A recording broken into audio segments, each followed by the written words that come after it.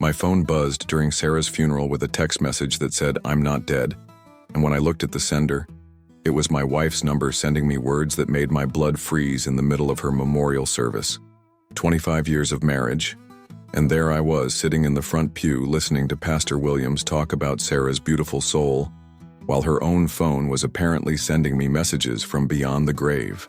If you've ever had your world turned upside down by 6 words on a screen, if you've ever discovered that everything you thought you knew was a lie, settle in, friend.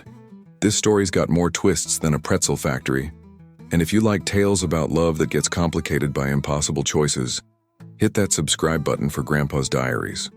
I've got more stories about people who love each other enough to break each other's hearts, and how sometimes the hardest decision is choosing between love and truth. I'm always here with fresh coffee and hard-earned wisdom about what really matters when everything falls apart. The accident had happened 3 days earlier on Highway 101, where Sarah's car had supposedly gone off the road during a rainstorm and caught fire so intense that dental records were needed for identification. The highway patrol said she'd been driving alone, probably fell asleep at the wheel, and the crash had been so severe that the car was barely recognizable. I'd identified her wedding ring and a necklace I'd given her for our anniversary, both somehow surviving the fire that had supposedly claimed her life. I was barely holding myself together during the service, surrounded by friends and family who'd come to pay their respects to the woman they thought was lying in that closed casket. Sarah's sister was crying uncontrollably. Her mother was being supported by 2 neighbors, and our friends from the neighborhood were sharing memories of barbecues and holiday parties where Sarah had been the life of the event. Everyone was grieving the loss of someone who, according to my phone, wasn't actually dead. My hands were shaking as I stared at that message, trying to process what it could possibly mean. Was someone playing a cruel joke using Sarah's phone? Had the police made a mistake about whose phone had been recovered from the wreckage? Or was I losing my mind from grief, hallucinating messages from my dead wife while hundreds of people mourned around me? The rational part of my brain said this had to be some kind of mistake, but my heart was pounding like it knew something my mind couldn't accept. I slipped out of the service and into the funeral home bathroom, where I called Sarah's number with trembling fingers. It went straight to voicemail, her voice bright and cheerful, asking callers to leave a message and promising to get back to them soon. Hearing her voice while looking at her funeral flowers through the bathroom window made me feel like I was losing my sanity. Dead people don't send text messages, and dead people definitely don't have functioning voicemails. That's when my phone buzzed again with another message from Sarah's number. "Meet me at our place by the lake tonight at 10 p.m. Come alone. I'll explain everything. I love you, Mike." Our place by the lake was a secluded spot where we'd had our first kiss 26 years ago, where I'd proposed, where we'd gone to talk through every major decision in our marriage. If someone was playing a sick joke, they knew more about our private life than any stranger should. But if Sarah was really alive, then I was about to discover that my wife of 25 years had faked her own death, while I planned her funeral and grieved for a woman who was apparently hiding somewhere, sending me cryptic messages and asking me to meet her in secret. Sarah wasn't always a woman with secrets. She was the girl who worked at the coffee shop near my accounting office, the one with the infectious laugh who remembered every customer's name and order. I was 27 and drowning in taxis and paperwork when she started bringing me free refills and asking about my day, like she genuinely cared about the answer. "You look like you need more than caffeine," she'd say, sliding an extra cookie across the counter. "You need someone to remind you there's life outside those spreadsheets." Our first date was a disaster that became perfect.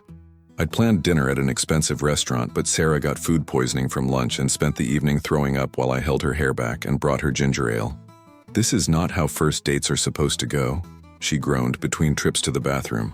But something about taking care of her felt natural, like I'd been waiting my whole life to find someone whose worst moments didn't scare me away.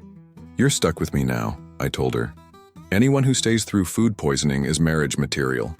We built our life together slowly and deliberately, saving money for a house, planning for children that never came, creating traditions that made ordinary days feel special. Sarah loved surprise picnics and spontaneous road trips, always pushing me to be more adventurous than my careful accounting nature preferred. "Life's too short to always play it safe, Mike," she'd say, dragging me to concerts and festivals that left me exhausted but happy. She taught me to live in the moment instead of constantly planning for tomorrow. The early years of our marriage were filled with dreams we chased together. Sarah wanted to open her own restaurant, and I helped her develop business plans and manage finances for the catering company she started in our kitchen. We'd work late into the night, her cooking while I handled bookkeeping, talking about the day when we'd have our own place with a view of the mountains. "We're building something beautiful," she'd say, flower in her hair and hope in her eyes. When her catering business failed during the recession, Sarah took it harder than I expected. She'd invested everything: our savings, her self-worth, her dreams of culinary success, and losing it felt like losing herself. I tried to tell her that businesses fail, that we could rebuild, that she was more than her professional success. But Sarah had always defined herself by her achievements, and the failure left her feeling lost in ways I didn't fully understand at the time. Sarah found her confidence again through community volunteer work, organizing charity events and fundraisers that showcased her natural talent for bringing people together. She was brilliant at it, persuasive, organized, and charismatic in ways that made everyone want to contribute to her causes. "I love making things happen," she'd tell me after successful events. "I love seeing how much good we can do when people work together." I was proud of her passion and grateful she'd found purpose again. But somewhere in those volunteer activities, Sarah developed friendships and interests that didn't include me. She'd come home energized from meetings I wasn't invited to, talking about people I'd never met and plans I wasn't part of. "You'd be bored by all the committee drama," she'd explain when I asked about joining her.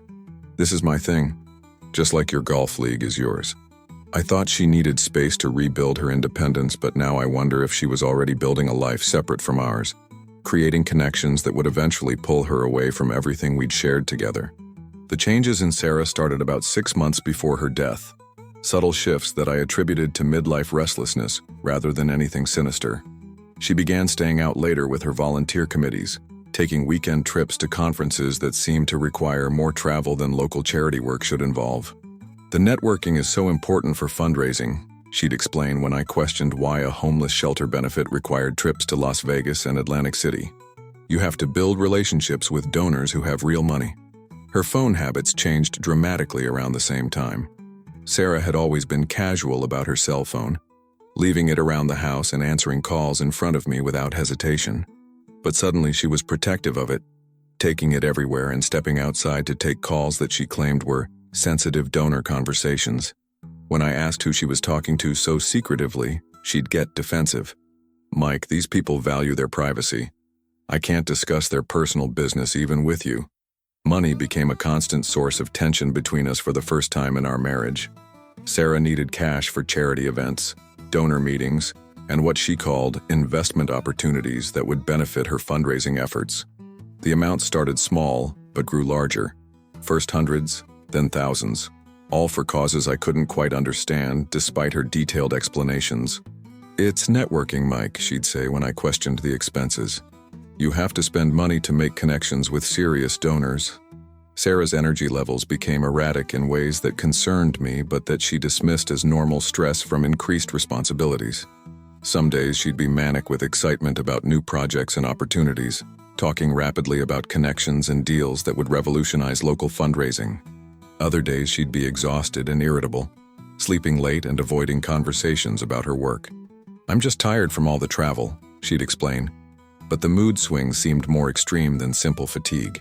She started receiving mail addressed to different variations of her name: S. Hayes, Sally Hayes, even some pieces for Sarah Hamilton, which she claimed was a maiden name variation she used for certain business purposes. When I asked about the different names, she said it was common practice in fundraising to use different identities for different donor databases. "It's just database management, Mike. Nothing mysterious." But the explanations always felt more complicated than they needed to be. Sarah began talking about needing a fresh start and wanting to simplify our lives in ways that seemed to involve eliminating connections to our past. She suggested we sell the house, liquidate investments, and maybe move somewhere new where we could reinvent ourselves. When I resisted the idea of abandoning the life we'd built together, she'd get frustrated. "Don't you ever want to just disappear and start over?" she'd ask. "Don't you get tired of being the same people in the same place doing the same things?" The final warning sign was her sudden interest in my work schedule and travel patterns. Sarah started asking detailed questions about my client meetings, when I'd be working late, and whether I had any upcoming business trips. She'd never shown much interest in my accounting practice before, but suddenly she wanted to know exactly when I'd be away from home. "I'm just trying to coordinate my schedule with yours," she'd say when I asked about her newfound curiosity. But it felt more like surveillance than coordination, like she was mapping out opportunities for activities she didn't want me to witness. I drove to our spot by the lake that night with my heart pounding and my mind racing through every possible explanation for what was happening. The rational part of my brain kept insisting that Sarah was dead, that I'd seen her burned car and identified her jewelry, that someone was playing an elaborate and cruel joke. But the deeper part of me, the part that had loved her for 25 years, knew her voice, her writing style, her way of saying, "I love you, Mike," that no stranger could replicate perfectly. The lake was empty and dark when I arrived at 9:45 p.m., just shadows and moonlight reflecting off water that looked black as ink. I parked where we always had during our courtship, under the big oak tree that had sheltered us through countless conversations about our future together. My hands were shaking as I sat there waiting, alternating between hoping Sarah would appear and praying this was all some kind of elaborate grief hallucination that would end when I took medication. At exactly 10 p.m., headlights appeared through the trees, and a car I didn't recognize pulled up next to mine. The driver's door opened and Sarah stepped out looking exactly like herself but somehow different, thinner, nervous, wearing clothes I'd never seen before. She looked around carefully before approaching my car, moving like someone who expected to be followed or discovered. When she got close enough for me to see her face clearly, I knew beyond any doubt that my wife was alive. "Mike," she said softly, sliding into my passenger seat like we'd done this 1,000 times before. "I know this is impossible to understand, but I need you to listen to everything before you say anything." Her voice was the same, her perfume was the same, but her eyes held a desperation I'd never seen before. She reached for my hand, and her touch was warm and familiar and absolutely real. My dead wife was sitting in my car asking me to listen to an explanation for faking her own death. Sarah's story came out in a rush of words that painted her as both victim and criminal. She'd developed a gambling addiction through her charity work, starting with small bets at fundraising casinos that had escalated into serious debt with dangerous people. It started innocent, Mike, just betting on charity poker games and casino nights, but I got in too deep with people who don't accept "I can't pay" as an answer. The money she'd been asking me for hadn't been for charity work. It had been to pay gambling debts that kept growing faster than she could manage. The people she owed money to weren't patient creditors who'd accept payment plans. Tony Marconi and his associates had made it clear that Sarah's debt would be paid in full, or she'd face consequences that would affect both of us. They knew where we lived, Mike. They knew your schedule, they knew about your business. They were going to hurt you to get to me. Faking her death had been her way of protecting me, while solving her financial problems through life insurance and a fresh start somewhere they'd never find her. The car accident had been carefully staged with help from people who specialized in creating new identities for people running from dangerous situations. "I couldn't live with knowing I'd destroyed your life because of my stupidity," she said, tears streaming down her face. "But I couldn't live without you either. That's why I'm here, Mike. I want you to come with me. We can start over somewhere safe, somewhere beautiful. We can have the fresh start I was talking about, just not the way I originally planned." She'd faked her death to save our marriage, and now she was asking me to fake my own death to preserve it. Sarah's plan was elaborate and thoroughly researched. She'd been working with people who specialized in helping gambling addicts escape dangerous debt situations by creating new identities and relocating to countries without extradition treaties. "There's a whole network of people who help families disappear when they're in danger," she explained, showing me documents with new names, passports, and a house in Costa Rica, where we could live comfortably on the life insurance money she'd collected from her fake death. The Costa Rica house was beautiful in the photographs, a villa overlooking the ocean with a garden and enough privacy to ensure we'd never be found by Tony Marconi or anyone else from her gambling debts. "We could have 20 good years there, Mike," Sarah said, her voice full of hope and desperation. "No stress, no debt, no danger. Just us and a simple life where we could grow old together in peace." She'd already transferred the insurance money to offshore accounts and established our new identities as Robert and Susan Carter, retired American expatriates. But as Sarah talked about our new life, All I could think about was the funeral I'd just attended, the friends who'd comforted me, the people who believed she was dead and would spend the rest of their lives grieving for someone who was sitting in my car asking me to become a criminal. "Sarah, there are 300 people who think you're dead," I said quietly. "Your mother, your sister, our neighbors. They're all mourning you. How do we live with letting them suffer for a lie?" Sarah's response revealed how much the gambling addiction had changed her moral compass. "They'll recover, Mike. People grieve and move on. That's what people do. But if we don't disappear, Tony's people will make sure our deaths are real and a lot more painful than a quick car accident." She'd convinced herself that fake death was preferable to real murder, that deceiving people who loved her was an act of mercy rather than cruelty. The more she talked, the more I realized that the woman I'd married 25 years ago wouldn't have been capable of orchestrating such an elaborate deception. The Sarah I'd loved would have come to me for help, would have faced her problems honestly, would have found a legal solution rather than faking her death and asking me to abandon everything we'd built together. "Who are you?" I asked her. The Sarah I married wouldn't have done this to the people who love her. Her answer broke my heart completely. "I'm the Sarah who loves you enough to become someone else if that's what it takes to keep you alive," she said, reaching for my hand again. "I'm the Sarah who would rather live a lie with you than die honestly without you. Mike, I made terrible mistakes, but I can't unmake them. All I can do is ask you to choose love over principles. Choose us over everything else." She was asking me to validate her choices by making the same ones, but I couldn't do it. Sitting there in the car where we'd planned our honest life together, I realized that living a lie would destroy whatever love we had left. "Sarah, if we run away together, we'll never be able to trust each other again. Every day we'll know we're both capable of elaborate deception when things get difficult. That's not marriage, that's a criminal partnership. I loved her enough to want her to be safe, but I couldn't love her enough to become someone I'd hate." The silence that followed my refusal was the saddest moment of our marriage. Sarah knew I was right, and I knew she was desperate, and we both understood that love sometimes means letting go of someone, rather than destroying them by holding on. "I have to go, Mike," she finally whispered. "Tony's people are still looking for me, and staying here puts you in danger. But I'll always love you, and I'll always regret that my choices cost us our life together." Sometimes the deepest love is expressed through the decision to walk away. The next morning I faced the hardest decision of my life. Whether to report Sarah's resurrection to the authorities or keep her secret and let her disappear into whatever new life she'd created. I spent hours walking around our empty house, looking at photos and memories of our marriage while knowing that calling the police would probably send the woman I loved to prison for insurance fraud, filing false death reports, and conspiracy to commit multiple felonies. I finally called Detective Laura Kim, the investigator who'd handled Sarah's accident, and asked to meet privately about some questions I had regarding the case. Detective Kim was a thorough professional who'd always seemed slightly skeptical about the circumstances of Sarah's death.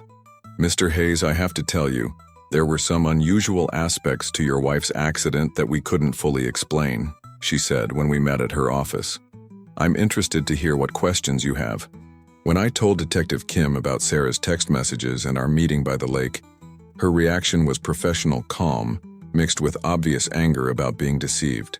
"Mr. Hayes, what you're describing is insurance fraud, conspiracy, and filing false police reports. Your wife has committed multiple felonies and caused this department to waste considerable resources on a fake investigation.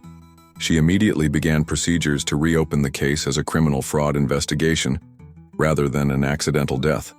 The insurance company investigation was swift and merciless. Tom Bradley, the claims investigator, had been suspicious from the beginning about a perfectly healthy woman dying in a single car accident with no witnesses, and a fire intense enough to require dental record identification. "These cases always have red flags," he explained. "The timing, the circumstances, the convenient destruction of evidence, it all pointed to potential fraud. But we needed proof. My testimony provided that proof. Detective Kim's investigation revealed the full scope of Sarah's gambling addiction and the dangerous people she'd become involved with through high-stakes underground games. Tony Marconi was a known loan shark with connections to organized crime, and Sarah's debt to him had reached 6 figures before she'd decided that faking her death was her only escape option. Your wife was in real danger, Detective Kim admitted. But her solution created bigger legal problems than her original debt. The medical examiner who'd identified Sarah's remains had been paid to falsify records and provide fraudulent death certification. Dr. Wam.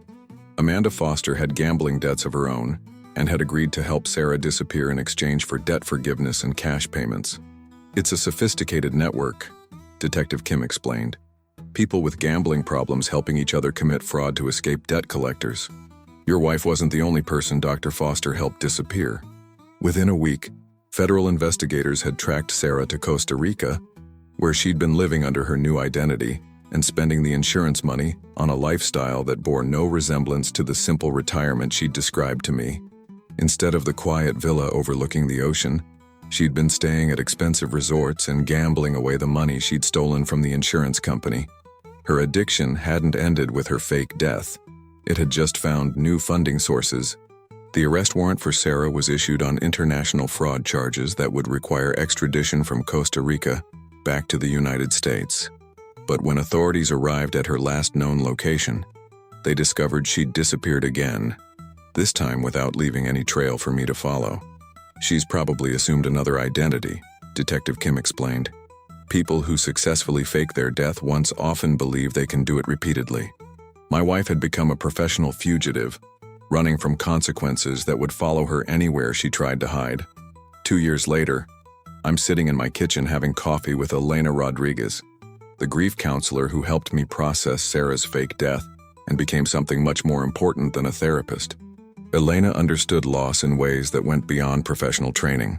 She'd lost her first husband to cancer and knew the difference between grieving someone who died and grieving someone who chose to disappear. You lost your wife twice, she told me during our early sessions. Once to her addiction and once to her decision to fake her death rather than face her problems honestly. Sarah was eventually caught trying to cross from Mexico into Guatemala using forged documents, her gambling addiction having consumed the insurance money and left her desperate enough to attempt increasingly dangerous border crossings. She was extradited to the United States and sentenced to 8 years for insurance fraud, conspiracy, and international money laundering. I attended her sentencing hearing, where she looked at me with eyes that held more sadness than regret. "I'm sorry I couldn't be the person you deserved," she said when given the chance to speak. It was the closest thing to an apology I ever received. The hardest part of recovery was learning to trust my own judgment again. Sarah's deception had been so complete and long-term that I questioned my ability to read people or recognize warning signs in relationships.